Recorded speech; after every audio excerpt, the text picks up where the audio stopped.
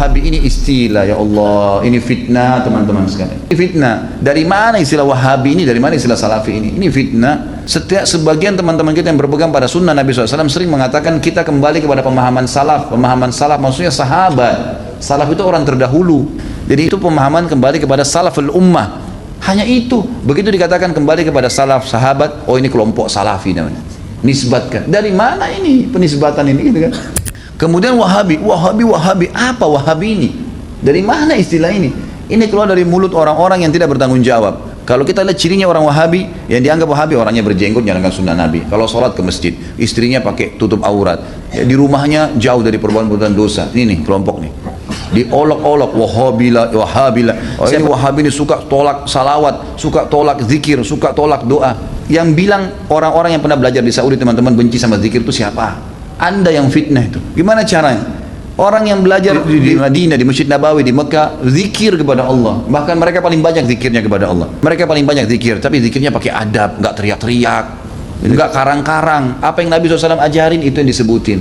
Adab sama Allah. Subhanallah, subhanallah. Dilakukan, bukan tidak dilakukan. Tapi tidak ada alhamdulillah. Dibayangkan main-main. Allah hu. Apa ini? Ini apa ini? Ini kalau zaman Umar sudah diketuk semua kepalanya nih. Ngarang-ngarang gitu kan. Oh ini benci sama doa. Siapa yang bilang benci doa teman-teman sekalian?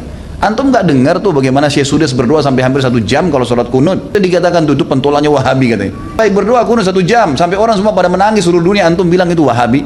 Ini subhanallah ini. Benci doa itu namanya ajib. Sesuatu yang aneh gitu. Bagi saya tuduhan-tuduhan yang tidak beralasan sama sekali. Nggak beralasan nih.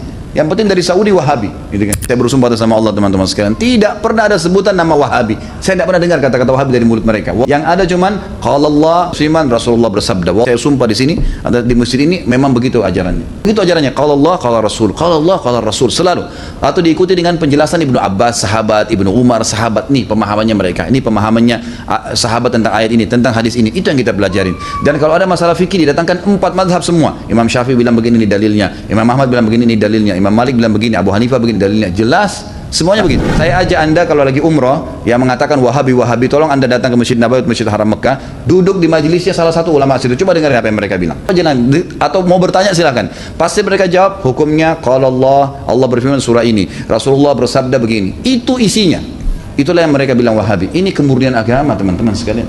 Dan kalau Anda tidak pertahankan kemurnian agama, lalu siapa yang mau pertahankan?